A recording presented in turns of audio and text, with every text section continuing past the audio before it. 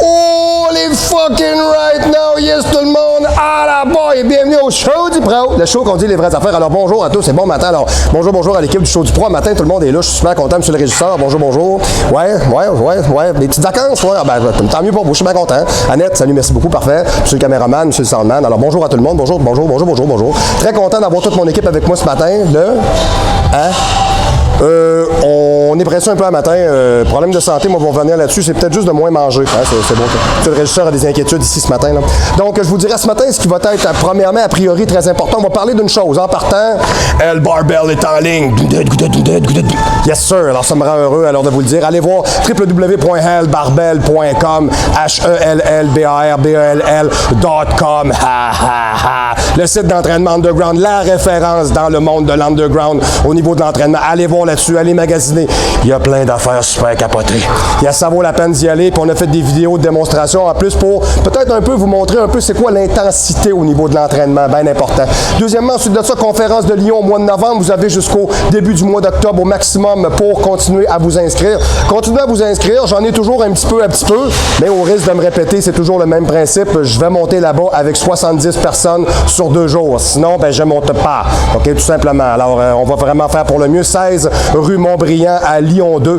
Vous pouvez communiquer avec François Perdrizet ou Didier Codol. François Perdrizet ou Didier Codol. Dans les deux cas, vous ne serez pas dépaysés. Pour le site Hell Barbell, on a une page sur Facebook. Hell Barbell, on a ça. Et pour la conférence de Lyon, on a justement conférence de Lyon, truc machin, je sais pas trop, en tout cas du moins. Si vous allez sur Facebook et vous recherchez conférence de Lyon, vous allez sur mon site ou vous entrez en contact avec François Perdrizet ou Didier Codol. Vous n'aurez pas bien de misère à vous retrouver dans tout ça.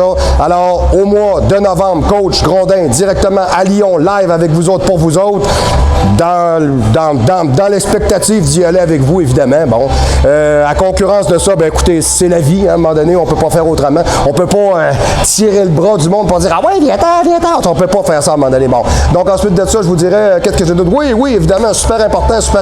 Planète Nutrition, Planète Nation Nutrition, yes sir, fier partenaire de Hell Barbell, justement, avec les présentations du vidéo, puis le teaser pour le site. Alors, vous voulez avoir de la bonne supplémentation, vous voulez avoir du shipping, OK, qui vous coûtera rien, vous voulez avoir des conseils, vous voulez avoir de la qualité dans vos suppléments, sont jeunes, sont beaux, sont mordants, sont différents, et non seulement ça, ils vous offrent des produits qui sont relativement exclusifs, parce que chaque Pro Shop possède un peu ses marques que d'autres n'ont pas. Donc, je vous dirais, j'aime bien avec le matériel avec lequel on travaille, et surtout, j'aime bien la marque maison qui est Get Performance. Alors, vous avez toujours le juste prix pour le juste produit à la juste qualité à ta boy. Ça, c'est super cool. Donc, écoutez, à partir de là, ben, je pense que ce qui va être important, ce sont les formalités usuelles. Info en commercial, OK, marc-antoine-grondin.com, courriel pour me rejoindre, comme vous faites déjà par centaines. Arrêtez d'essayer de bûcher dans le Facebook. Facebook, je l'ai fermé. Je l'ai fermé parce que je suis un businessman. Puis un businessman, ça veut avoir de la rentabilité. Facebook ne m'apporte aucune rentabilité. Clic, j'ai fermé. Ça sert à rien. Ça sert juste à se montrer. Et moi, j'ai pas de temps à me montrer. Je suis trop occupé dans la vie, premièrement. Donc, avec le mail. Deuxièmement, www.marc-antoine-grondin.com pour le site Internet. Allez voir les programmes qu'on a mis dessus. On a fait des affaires flyées comme sur www.hellbarbell.com, même principe. Vous avez des planifications d'1 an d'entraînement. Hey, c'est pas n'importe quoi, là. C'est vraiment flyé, plus un paquet, je vous dirais, exemple, d'informations et de cycloïdes possibles pour être capable de parachever finalement l'ensemble de votre œuvre physique. Et au risque de me répéter, Hell Barbell n'est pas une propagande, OK, à la vente ou à la prise d'anabolisants ou d'androgènes. C'est le volet pédagogique de l'entraînement underground. Rappelez-vous-en, il n'y a pas personne ici qui est en train de dire de faire de la sauce. Ce qu'on est en train de vous dire, on est en train de vous dire qu'on ne peut pas vous empêcher d'en faire si vous le voulez, alors on va vous montrer comment pas vous scraper. À partir de là, vos décisions, vos choix vous appartiennent. C'est un outil d'apprentissage. Point. OK? Très important. Mais c'est mon bébé à moi, puis c'est bien capoté. Vous irez voir, on a mis des vidéos là-dessus. 9,99, pas cher, achetez ça, vous allez voir, ça vaut à peine. Vous allez voir, ça torche au poste. Vous aimez ça quand ça cogne, vous ne créerez pas à ça. Right, OK. Donc, à partir de là, le numéro de téléphone pour me rejoindre, le 418-956-6624, le 1 à l'extérieur de la région, et le 00 si vous êtes capoté, en train de capoter avec un capoté. Yes, sir. Aujourd'hui, le sujet est très simple. On parle souvent, c'est un de mes athlètes qui m'a amené ça, parce que lui, il fait du Ironman. Puis, il m'a demandé, peut-être, Marc-Antoine, de faire le lien corrélatif entre les sports d'endurance et la perte de masse musculaire. Donc, est-ce qu'on est capable de créer, exemple, mettons, assez d'activité aérobique pour faire en sorte de ne pas se cannibaliser? Regardons vous et moi ensemble. Ça, c'est des études. Ce que je suis allé chercher, là, c'est des études, OK, de différents types de professionnels aux États-Unis, en France, un peu partout.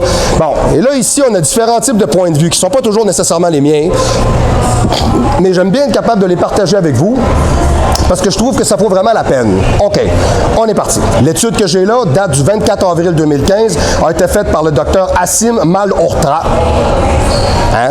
C'est ça. Hein? Alors voilà. Donc, du moins, je vous dirais, lui, il a fait une thèse, puis il nous résume un peu dans son idée. OK? Alors, un obèse ne perdra pas 1 gramme en faisant de l'exercice. OK.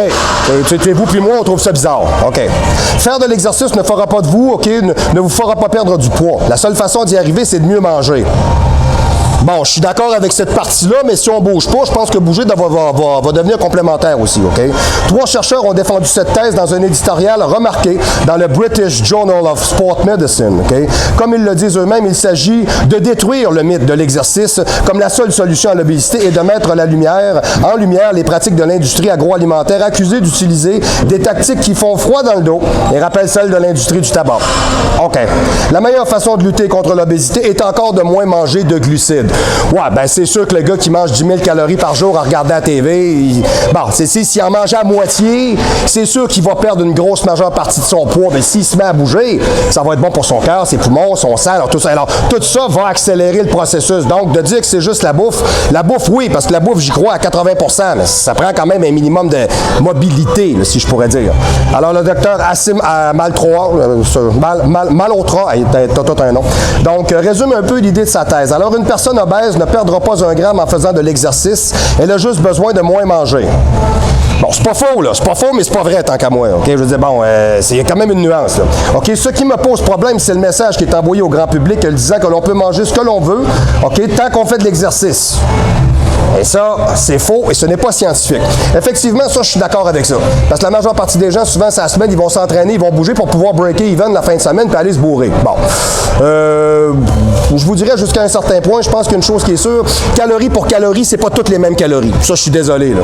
Tu sais, calories dans un popsicle, calories dans une crème à glace, calories dans une pomme, pas les mêmes calories, là. S'entend-tu? Voilà. Exemple, l'alcool est très calorifique et ne possède ni glucides, ni lipides, ni protéines. Le monde me dit, je comprends pas, ils viennent de où les calories? C'est de l'alcool fermenté.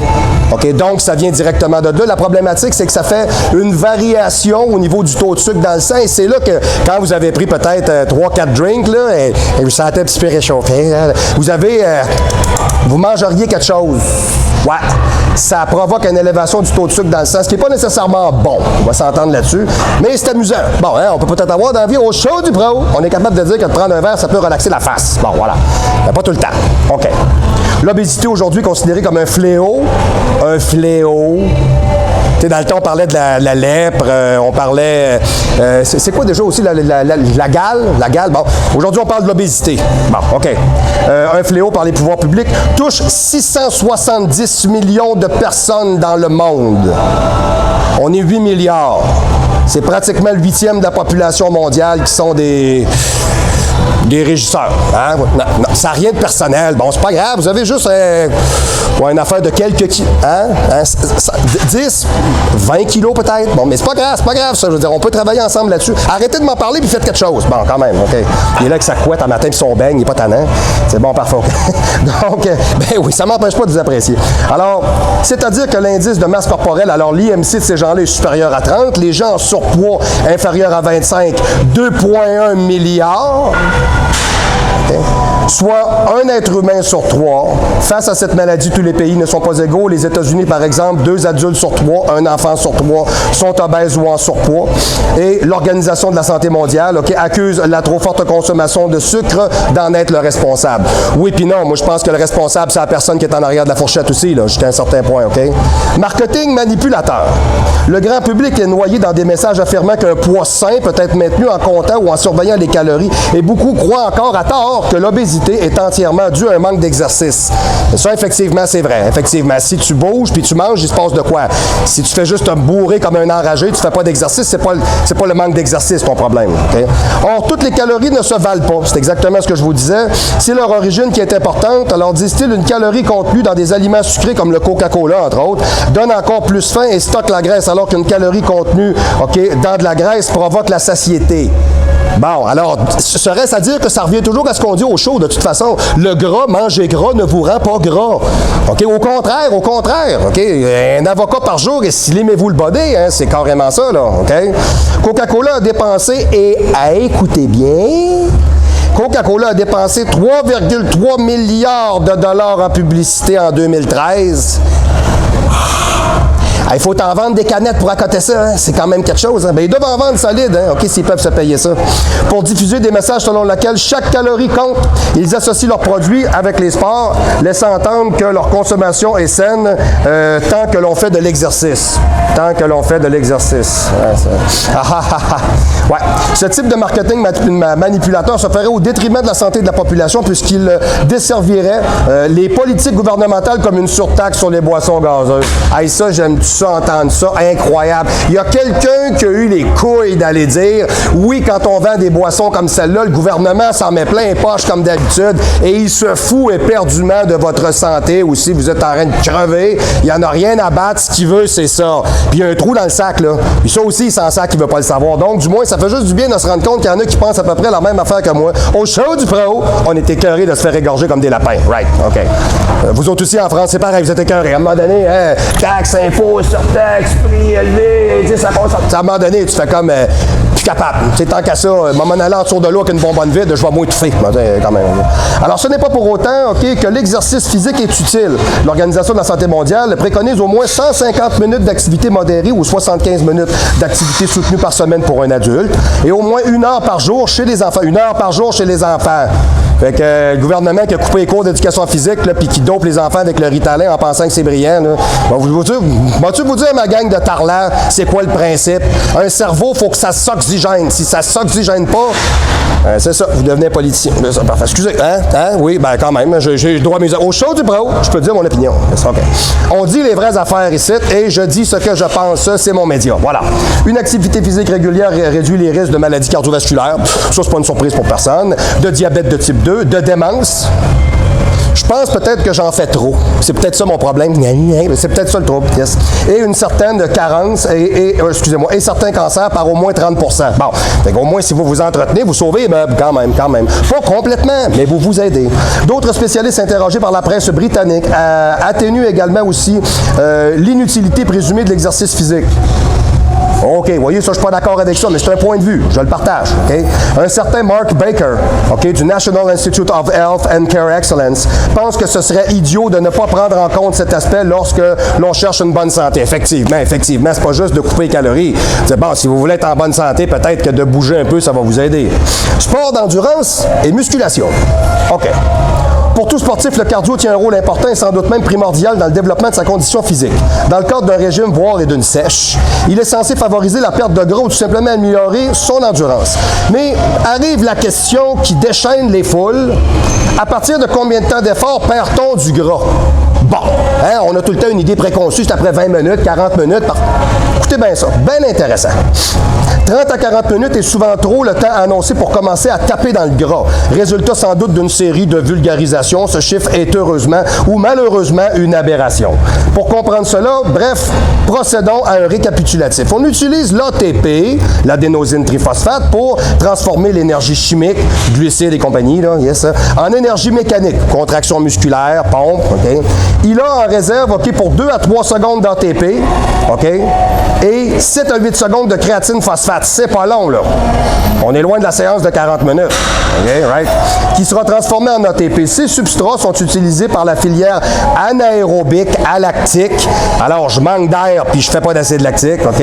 Qui bien que démarrant en même temps que les deux autres, anaérobique, lactique et aérobique, est une filière privilégiée tout en début d'effort lorsque le muscle n'est pas encore oxygéné. Bon. La filière anaérobique lactique, OK, quant à elle, atteint son efficacité optimale entre la première et la deuxième minute d'effort. OK? Et la filiale aérobique, okay, qui est peut-être un petit peu moins importante, en moins de 4 minutes chez les sédentaires, moins chez les sportifs. Fait que c'est pas long. Donc, après 10 minutes d'effort, la filiale aérobique atteint son maximum. Donc, marcher sur un tapis, là. Tu sais, le cardio fait pas maigrir, là. Je suis écœuré avec ça, hein? Ah oui, quand tu marches 10-15 minutes sur un tapis, là, au même rythme, là, ben, il se passera jamais rien. C'est ça. C'est prouvé, OK? Ça prend un peu des deux, OK? Donc, il est à son maximum, il brûle donc un maximum de son substrat, qui, vous l'aurez deviné, n'est autre que le gras. OK, ça c'est bon, mais au bout de 10 minutes, là. OK, right?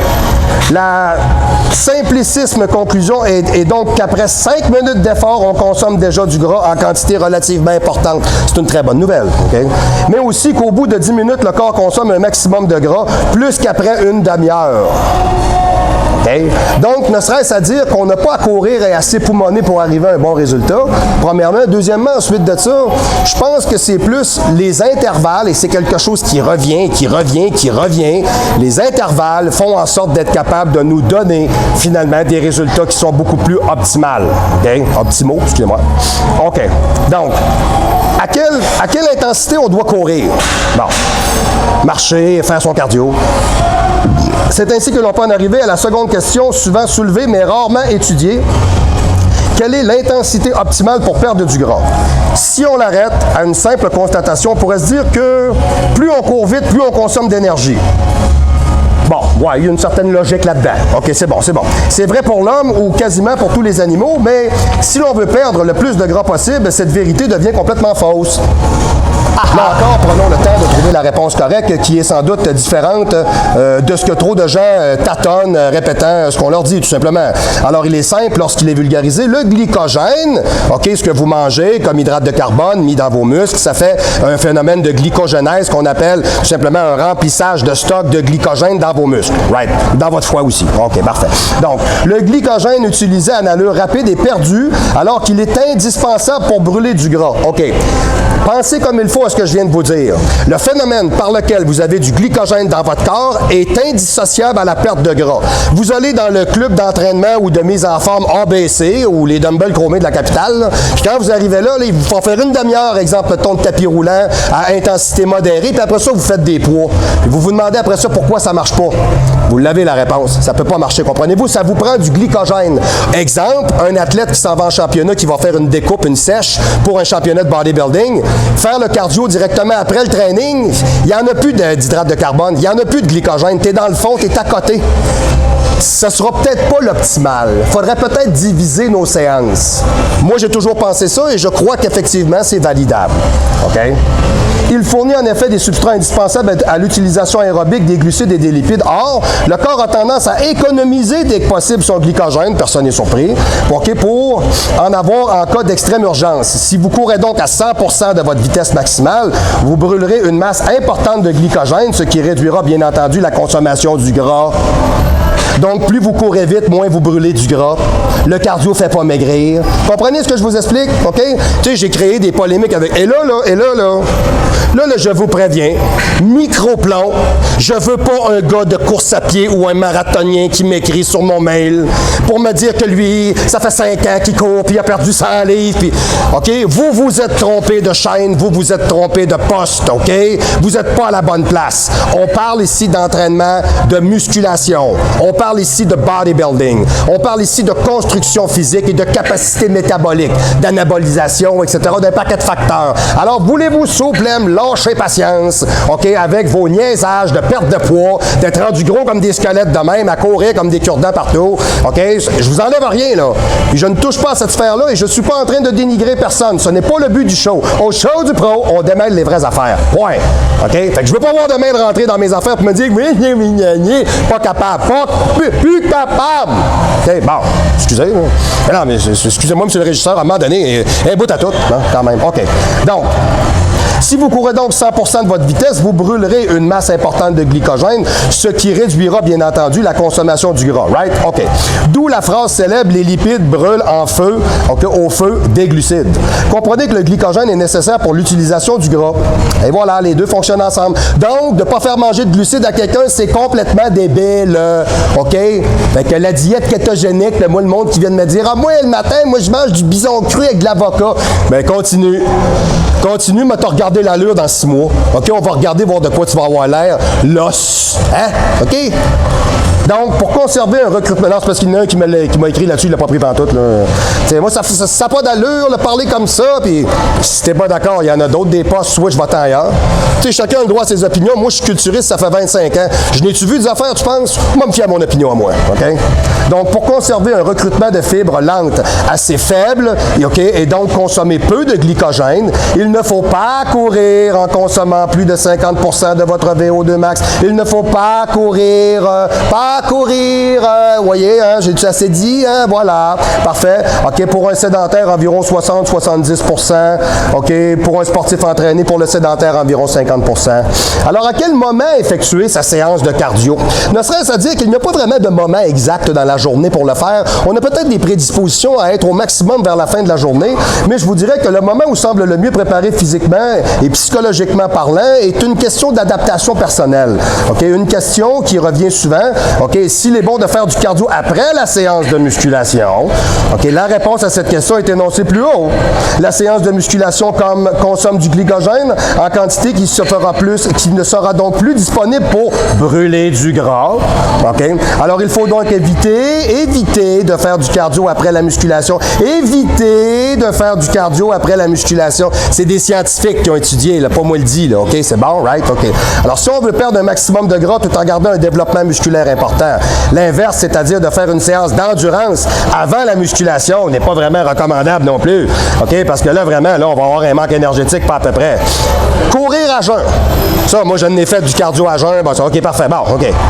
Encore une idée qui a pour origine l'abomination, je l'aime donc ce mot-là, selon laquelle la perte de gras n'est possible qu'au bout de 3/4 d'heure d'effort, comme si c'était le même pour tout le monde. Okay? Non, courir à jeun ne sert pas à taper plus vite dans le gras, il sert juste à brûler moins de graisse et à favoriser la néoglucogénèse, c'est-à-dire à piocher dans les réserves musculaires des protéines du muscle. Il faut donc éviter de courir à jeun, surtout au départ. Vous ne vous sentirez même pas fatigué, mais quand vous allez pogner à bord, vous ne créerez pas à ce qui va arriver. Attaque, attaque, attaque, attaque, attaque. Salut. OK? C'est ça qui va se passer. OK? Bon. Hein, voyez, puis c'est des points de vue qui peuvent être diamétralement opposés. OK? J'aime amener des polémiques, j'aime amener avec vous des points de vue, j'aime amener à votre attention des interrogations pour faire en sorte que vous soyez sûrement capable de peaufiner et d'aller beaucoup plus loin dans le dessin de votre corps et de performer à la juste capacité de votre corps. Okay? Faut-il boire ou manger quelque chose après? Hey, ça, je me bats avec ça parce que je dis toujours à mes athlètes, quand tu as fini de t'entraîner, attends 1 heure. Bien là, je vais cataboliser, là, je vais devenir comme une frite. Là, Non, on va arrêter de capoter. Là. Ton pic d'hormone de croissance est au maximum après le training. Si tu t'en vas manger des glucides, tu remontes ton pic d'insuline et tu baisses ton hormone de croissance. Ah, mauvaise réponse, c'est pas ça que tu veux. Si ton hormone de croissance est haute, tu ne cataboliseras pas. C'est là que ça va devenir intéressant. Allez, on se tape le shake un matin, j'adore ça. On se tape un shake! Yes, sir, parfait. Donc, je sais pas ce que j'ai un matin, je suis capoté. Yes, Dianabol! Parfait, yes, OK, parfait. Vous voyez, personne ne se revirait, hein? OK. C'est le pire, c'est que c'est vrai. OK, c'est bon. Alors, écoutez, il faut boire pour consommer la perte en eau, ça c'est bien important, un oligo-élément, des sels, des minéraux, qu'occasionne la séance d'endurance. Et voilà, bon. Que vous soyez ou non au régime, la séance d'endurance de type cardio permet d'avoir un double effet. Hein? Parfait. La perte de gras, mais aussi l'hypertrophie musculaire. Alors, messieurs, dames, les bodybuilders, tout comme moi, qui sont vraiment excessivement... Moi, j'ai lu ça, j'étais perplexe, mais j'aime de la manière que c'est expliqué, puis je trouve pas ça fou du tout. OK? C'est ce deuxième point qui n'a encore pas été abordé une fois les réserves de glycogène de muscles réduites. Le but est d'obtenir une surcompensation. Alors, ce phénomène fait que le glycogène perdu est reconstitué à partir de 100%, OK, et permet d'avoir une amélioration des réserves glycogéniques. De plus, le glycogène étant stocké dans le sarcoplasme du muscle, c'est l'intérieur des types de fibres. À l'intérieur, vous avez des sarcomachins, c'est fait comme ça. Là. Okay, parfait. Donc, cette surcompensation augmentera le volume musculaire. Ah bon? OK. À partir de cette constatation, il n'est pas difficile de deviner, OK, ce qu'il faut prendre comme collation après une séance sportive ou d'endurance. Il suffit de respecter ces quelques règles qui sont: l'ingestion d'aliments solides ne devrait pas se faire avant 1 heure après la fin de l'effort. L'ingestion d'aliments solides ne devrait pas se faire avant 1 heure après la fin de l'effort. Okay? Consommer une grande quantité de glucides simples et complexes sous forme liquide pour engendrer un pic d'insuline 1 heure après, oui, devrait être intéressant. Parce qu'à ce moment-là, on va remplir le métabolisme exactement comme il devrait être. Okay? Alors, moi, ma théorie à moi, comment qu'on pourrait dire... comment qu'on dirait ça? Moi, le paria, finalement, qui n'a pas un PhD, puis qui avance un paquet de choses parce que je les teste à l'entraînement, je crois que jusqu'à un certain point, l'ensemble de mes idées, de mes propos et de mes manières de voir sont non seulement fonctionnelles, mais authentiques et véritables. Je n'ai pas dit que je savais tout. Au show du pro, on est là pour apprendre quelque chose. Okay? Donc, je remets toujours mes croyances en doute et je crois que certaines choses que je fais, mécaniquement, sont plus que valables. À quelle fréquence effectuer des séances d'endurance? Le but est de bénéficier de cet effet de surcompensation tout en ne fatiguant pas trop le système nerveux central. Ça pourrait nous aider. OK, la resynthèse du glycogène s'effectue en 2 phases.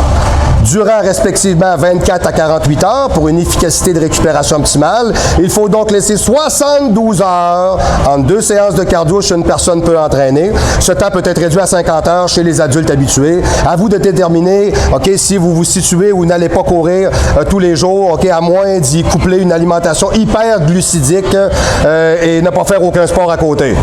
Bon, voyez le genre, ça veut dire, mettons, exemple, tu fais juste ça. Donc, trop d'entraînement, c'est pas bon, et mal périodisé, c'est pas bon. OK. Le cardio-training, un plus pour la musculation? Allons voir. OK. Excusez-moi, je suis désolé. C'est bon. Le cardio, parfait, OK. Hormis le squat en longue série, le système cardio-respiratoire est généralement peu sollicité lors de nos séances d'entraînement de musculation. Ça, c'est... Moi, je suis pas d'accord. Moi, quand je m'entraîne, je suis dans le fond. OK?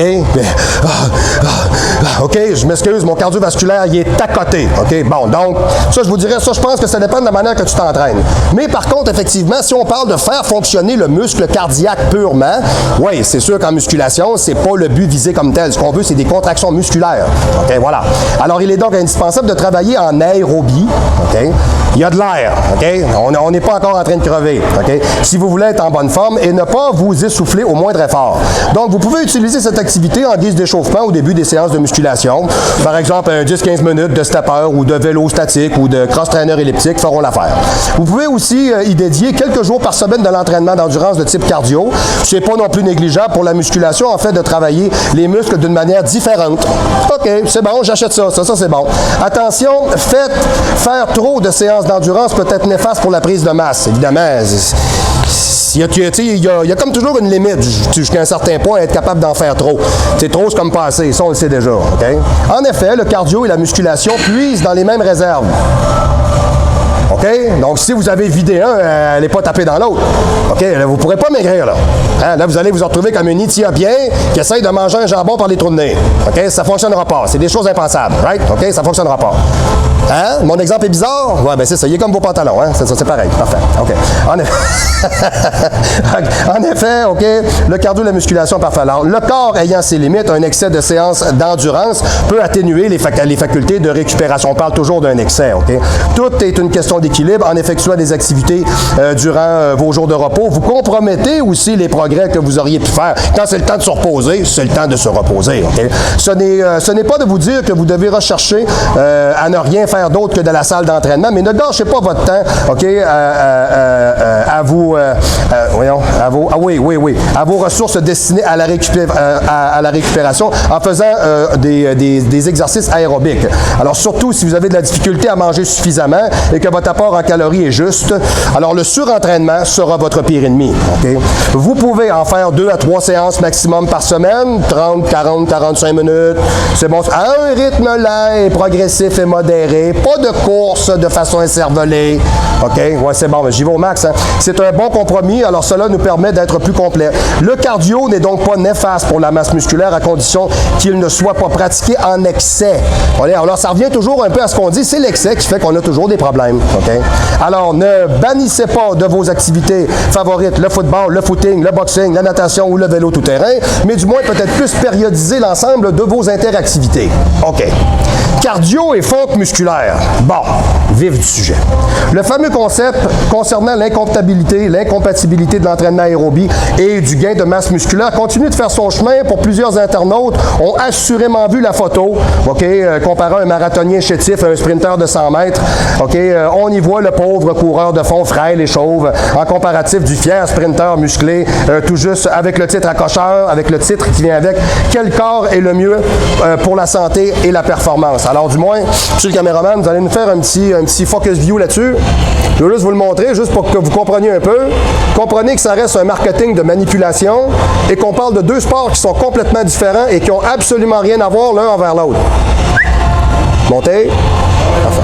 Monsieur le caméraman, il aurait dû prendre un café de plus. On y arrive? Ça va, c'est bien? C'est OK? Parfait, fantastique. Alors, le chauve chétif et le musculé. Voilà, parfait. OK. Donc, est-ce que la santé se résume à l'apparence physique? Sûrement pas. Parce que moi, je connais bien des gars qui sont vraiment en shape, mais sont loin d'être en santé. On s'entend là-dessus. Surtout en bodybuilding, j'en connais beaucoup qui sont très en shape, qui sont en train de crever. Okay, bon, donc ça, c'est deux affaires, on va s'entendre.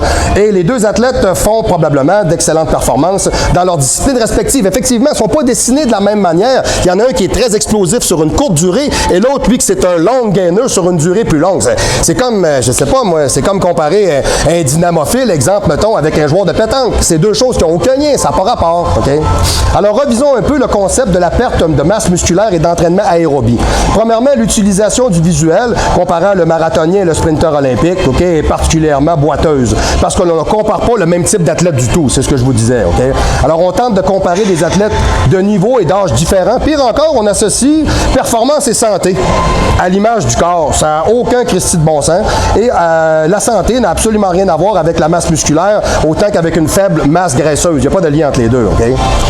La personne qui a monté l'ensemble de ces dires là-dessus a orienté ses études en cycle supérieur vers un axe impliquant l'entraînement en force et en hypertrophie. Pourquoi? Parce que cette personne croit qu'avec ferveur, ce type d'entraînement procure des bienfaits importants. Ça, je suis d'accord avec ça. Okay? Donc, pourtant, il faut reconnaître les limites de l'entraînement en musculation. Okay? Il fut aux premières loges pour constater que l'entraînement en force et en hypertrophie avait ses limites pour améliorer le profil métabolique, la composition corporelle et la dépense énergétique quotidienne. Depuis, l'entraînement en musculation ne permet pas d'augmenter la capacité aérobique. L'entraînement en musculation ne permet pas d'augmenter la capacité aérobique. Ouais, quand on parle d'une capacité aérobique pure, on s'entend si je veux faire un VO2 max. Mais je m'excuse, faire des poids haltères, c'est bon pour le cœur. La preuve, c'est qu'il y a une Christie de gang qui n'ont pas de cœur. OK, ça se dit-tu, ça? Hein? Ben, ça se dit certain. OK.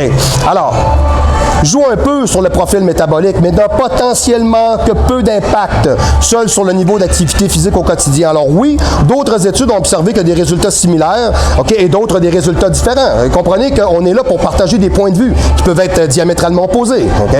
Donc certains ont repris les conclusions de cet auteur-là pour dénigrer l'entraînement en musculation et souligner son inutilité dans la gestion du profil métabolique et du contrôle de poids. Le message alors qu'il est simple. OK, les deux sont bons. Il suffit de bien doser ce qu'on fait. Okay? Comme avec les stéros, il suffit de bien doser, c'est pareil. Hein? Ça se dit certain. Au show du pro, on est capable de dire qu'il y a du monde qui se ramasse avec des fesses grosses de même ses avant-bras, puis c'est pas bon. OK, right. OK. Revenons à l'entraînement aérobique et la perte musculaire. Quand on prend l'exemple d'un marathonien qui jouit d'une très faible musculature, pourquoi? Pourquoi il est frêle et chétif? Pourquoi? Ben, parce que l'environnement, ainsi que les interactions de l'athlète avec son environnement font en sorte qu'il s'est adapté à optimiser sa performance avec ce qu'il a. Le gars qui veut courir des 45 km, s'il a 19 pouces de bras qu'une veine d'en face, il peut pas y arriver, là. C'est impossible. Juste de traîner sa masse musculaire, il va en mourir. Alors, le corps s'est adapté et s'est mis beaucoup plus petit. À ce moment-là, c'est pas la même chose. Alors, lui, il va faire beaucoup plus longtemps. OK? Alors, si le muscle, pardonnez-moi, intéressant ce matin, j'aime bien ça aussi. Si le muscle n'est pas stimulé de façon à générer une augmentation de sa masse musculaire, les gains de masse ne seront pas au rendez-vous. Eh bien oui, et c'est tout à fait normal, et voilà. Et ceci n'a rien à voir avec la santé, et voilà, OK? Ça revient à vous dire ce que je vous disais tantôt, tu peux être en shape, mais pas en santé, OK? Cependant, si un sédentaire ne subit aucune stimulation musculaire afin d'augmenter son développement, les résultats vont être différents, OK? Car en plus de ne pas bénéficier d'une masse musculaire optimale, il ne présentera pas les bénéfices associés à l'entraînement aérobique. Imagine-toi donc, lui, il est vraiment dans le chenoute, OK, on s'entend. Fait que morale de l'histoire, si vous restez chez vous à vous regarder les pieds, ben vous allez finir par... ressembler à M. le régisseur. Hein? Puis ça, ce sera pas bon. All right, OK, parfait. L'absence d'activité physique est source de bien plus de problèmes que la pratique d'un type d'activité elle-même. OK, alors rappelez-vous que dans... Comment est-ce que je pourrais vous dire ça? Dans l'inaction, il y a plus de problématiques que dans l'action. Okay, on va le voir comme ça. Okay. Donc, reprenons quelques points qui supportent l'effet atrophiant à l'entraînement aérobique sur la masse musculaire. Créer un déficit énergétique qui prévient le gain de masse musculaire. Intéressant. Si l'entraînement aérobie pouvait si facilement créer un déficit énergétique important, nous n'aurions pas le fâcheux problème de surpoids et d'obésité qui afflige la planète. Effectivement, on n'a rien qu'à manger, bouger un peu, puis ça serait réglé, OK? Alors, il n'est pas facile de créer un déficit énergétique suffisant pour occasionner une fonte musculaire. Ça veut dire que le trou, il faut qu'il soit creux. OK? Creux. OK? Donc, pour y arriver, il est essentiel de jouir d'une capacité aérobie suffisamment élevée pour permettre une dépense énergétique importante. Donc, un culturiste, qui a à peu près la capacité cardiovasculaire d'une tondeuse, OK? Alors, ne pourra pas dépenser autant de calories qu'un cycliste au Tour de France. C'est sûr, ils ne sont pas guéris de la même manière de toute manière. Même avec toute la volonté du monde et tous les produits dopants possibles de la planète et peut-être même ailleurs. Parce qu'il y a peut-être des Vénusiens en ce moment qui prennent du nandrolone, puis on ne le sait pas. Okay? Il y a peut-être même un petit bonhomme vert à quelque part dans le fin fond de je ne sais pas trop où qui est au Sutanon, puis qui est en train de se faire des pipes pour venir compétitionner à Univers, puis on ne le sait pas. Hein? C'est du délire? Hein? Ben là, je me laisse aller. C'est bon, parfait. Excusez-moi. OK. Le moteur ne pourra pas se transformer avec suffisamment d'énergie, et alors on oublie les 10 000 calories par jour et on va manger très maigre. OK? Carence en glucose et gluconéogenèse. OK. On mentionne également que l'entraînement aérobie va puiser dans les réserves de glycogène, ce qui stimule la gluconéogenèse, formation de glucose à partir de d'autres substrats comme certains des acides aminés contenus dans les protéines. OK? Alors, et mange littéralement les muscles. Ça, c'est vrai. Ça, c'est vrai. OK? En fait, la néoglucogénèse fonctionne presque tout le temps en recyclant des acides aminés issus de la dégradation naturelle des protéines. OK? Plus le besoin en glucose augmente, OK, plus elle prendra de l'ampleur. Cependant, les acides aminés qu'elle recycle ne proviennent pas exclusivement des muscles, mais plutôt de l'ensemble, OK, de différents processus de dégradation de protéines, alimentation, organes, musculaires. A priori, la glucogénèse ne cannibalise pas le muscle. OK? Elle utilise ce qui est déjà dégradé. L'entraînement aérobie qui se pratique en conditionnement physique n'épuise pas non plus les réserves de glycogène de façon drastique et ne risque pas de causer un catabolisme extrême se soldant par une autodigestion musculaire précipitée. Donc, ceux qui pensent que vous allez manger du muscle à faire des activités cardiovasculaires, je vais vous le dire tout de suite, non seulement c'est faux, mais il y a une chose qu'on va comprendre. Vous devez justifier une alimentation en conséquence. On revient toujours avec le phénomène de l'alimentation. Mangez pas bien, mangez pas assez, ayez pas de physique, ayez pas de définition musculaire, ayez pas de développement. Mangez intelligemment, reposez-vous bien, périodisez bien, obtenez des résultats. OK? Il n'y a absolument rien de magique là-dedans. Tu sais, le sérieux, là, la fée poète arrive, pouf, t'es en shape, parfait, mais ça marchera jamais. OK? Pas plus que moi, j'ai des lutins dans mon jardin qui me plantent des arbres à brun. OK? J'en ai pas. Bon, OK. L'entraînement aérobique cause une diminution des hormones anaboliques. Ça, c'est intéressant. Lorsque les paramètres de surcharge dépassent les capacités de récupération, il s'ensuit une dépression de l'ensemble du système endocrinien. Le phénomène s'observe lors de surentraînement en musculation. C'est là qu'on mange du muscle. OK? Les perturbations hormonales sont davantage associées au surentraînement qu'au type d'entraînement. Alors, trop de cardio ou trop de poids ou trop de... Tu sais, trop, c'est trop. C'est that's it. Okay? L'entraînement aérobie rend plus difficile l'entraînement en musculation. OK, check. Je dois dire que je suis entièrement d'accord avec ce point. Ça c'est l'auteur. On va attendre de voir ce qu'il dit. Là. Alors, après avoir couru un marathon, il est clair qu'une séance d'entraînement de musculation n'est pas la bienvenue. Oui, effectivement, je ne l'essayerai pas. Mais toute cette réalité ne s'applique pas uniquement à l'entraînement aérobique. Tous les entraîneurs chevronnés vous diront qu'il y a une séquence à respecter pour l'entraînement des différentes qualités physiologiques. Par exemple, un entraînement très intense en flexibilité Ouais, ça se peut, là. Ouais, effectivement. Là. Moi, je trouve que ça endort les muscles complètement. Là. On réduit la capacité de travail en musculation et même le potentiel d'entraînement de la capacité en aérobie. Ouais, ça, je suis d'accord avec ça. Moi, l'étirement, je les préconise pendant l'entraînement. On pourrait s'en reparler. OK. Encore une fois, ce n'est pas l'entraînement en soi qui est le problème, mais la fatigue qui s'ensuit. Si l'entraînement aérobique précède l'entraînement en musculation, mais qu'il n'occasionne qu'un minimum de fatigue musculaire locale, il est peu probable, OK, que la séance d'entraînement de type conditionnement physique soit en fait négativement affectée. C'est vrai. OK. Par contre, si vous allez courir un marathon, autant pas essayer de faire un max au bench press après. C'est complètement débile. C'est sûr que tu n'y arriveras pas. Comme moi, je ne l'essayerai pas. Là. Un marathonnier ne pourra entreprendre une séance d'entraînement d'haltérophilie après son entraînement aérobique. Big time, on a tous compris ça, c'est évident, OK? Inversement, le culturiste ne pourra entreprendre adéquatement une séance d'entraînement après un marathon. Alors, tout cela n'a rien à voir avec la santé, OK? Mais il s'agit simplement d'une surcharge de trop de variables d'entraînement. On parle encore du même principe, on parle de la surcharge d'entraînement. Le cardio fait perdre du muscle, mythe ou réalité? OK. Dessiner ses muscles. À ce titre, il existe un outil formidable pour parfaire sa définition musculaire, tantôt rechignée, souvent mis de côté. Il est important pour obtenir le physique tant espéré, le cardio-training. Périodisé, intelligemment, bien mangé, pas à jeun. OK? Donc, travaillez donc pas avec n'importe quel tata. OK? Il y en a du monde, hein? Moi, j'ai pris lui là, parce qu'il a fait un concours. Là. Non, la seule affaire que je peux te dire, c'est que lui, c'est rien. Bon, OK? C'est un perroquet. On va arrêter ça là. Tu sais, moi, ça fait un quart de siècle puis je suis encore en train de me démêler. Là. Fait que Chijo Chose qui a fait 3 shows de bobette, excuse-moi, là, je peux pas dire que ça m'allume. OK? Bon, right. OK. Donc, les plus réticents, un peu dans mon style à moi, là, finalement, je pourrais vous dire. Okay, c'est bon, parfait. OK?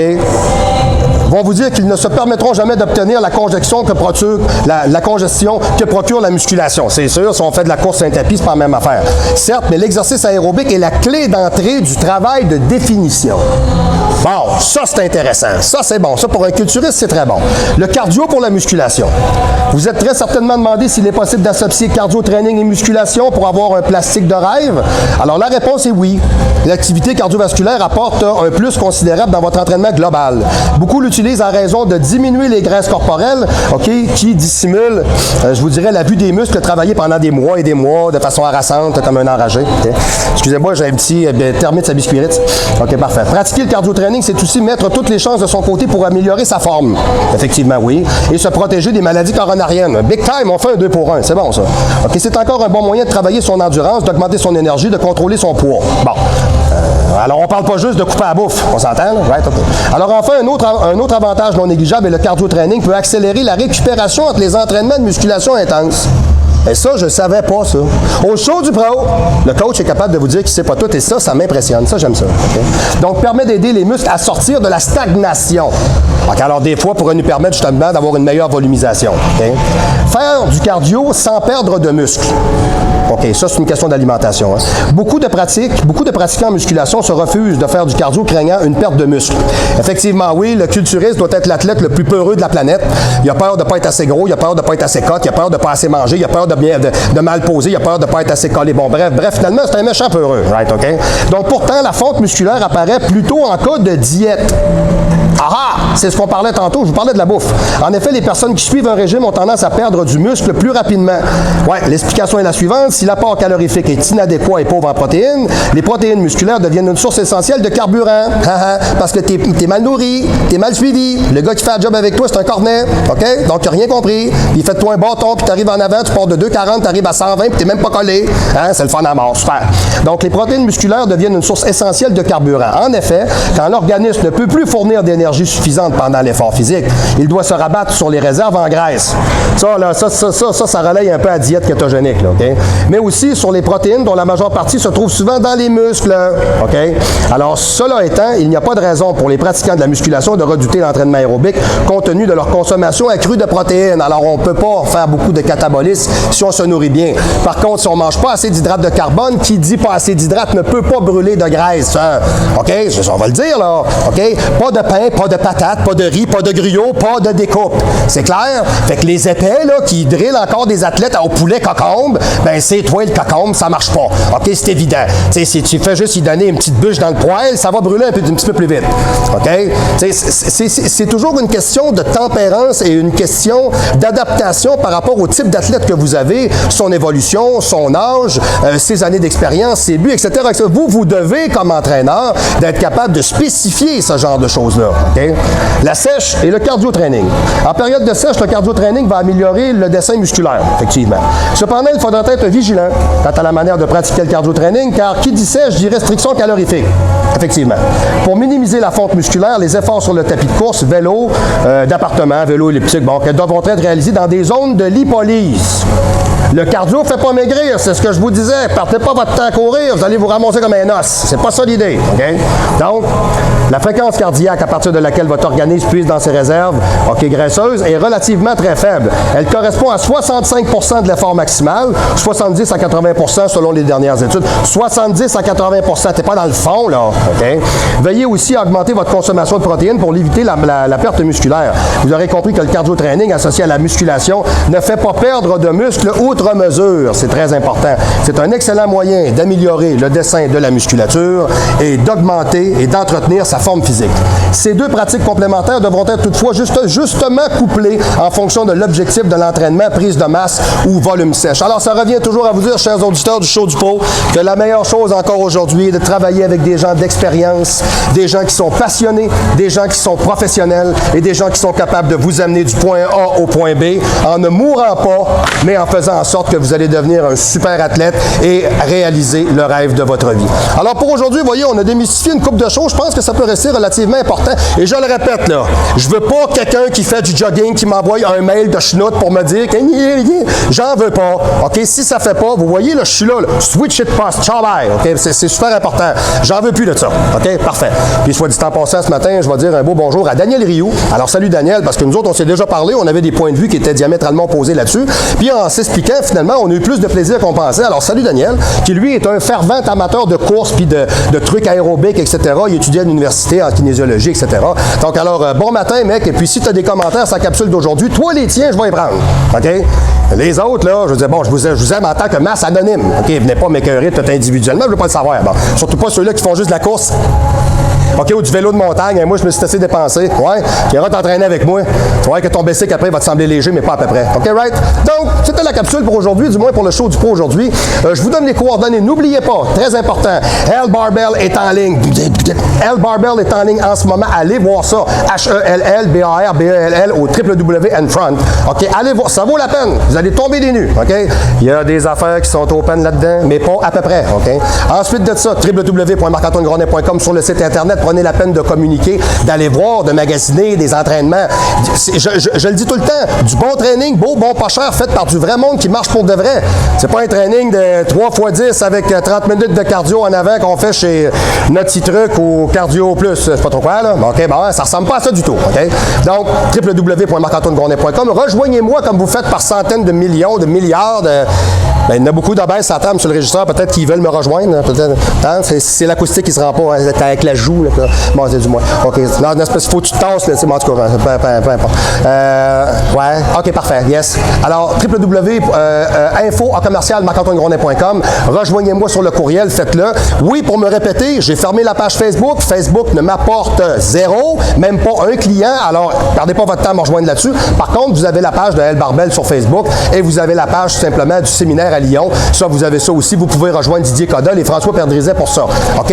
Planète Nutrition, la vraie place pour avoir l'ensemble de tous vos suppléments. Et le numéro de téléphone pour me rejoindre au 418-956-6624, le 1 à l'extérieur de la région immédiate de Québec, ou le 00 si vous êtes en train de vous faire injecter par un bulquet à Saguenay. Et voilà, parfait. Donc, on va y aller avec ça. Alors, tout le monde, j'étais très content de vous avoir avec moi cette semaine. J'ai fait ça un petit peu express, mais du moins, dans l'ensemble, je pense qu'on a bien couvert le sujet. Semaine prochaine, mon sujet, je ne le sais pas. J'en ai des nouveaux à toutes les semaines. Je vais regarder ce qui va se faire dans ce sens-là. Je vais regarder. J'ai une mine d'informations encore à vous traduire. Je n'ai que des heures et des heures à vous donner. Ça me fait excessivement plaisir. Merci d'être avec moi. Merci d'être au show. Alors, nous autres, à partir de là, chers téléspectateurs, je vous revois sans faute la semaine prochaine au show du pro.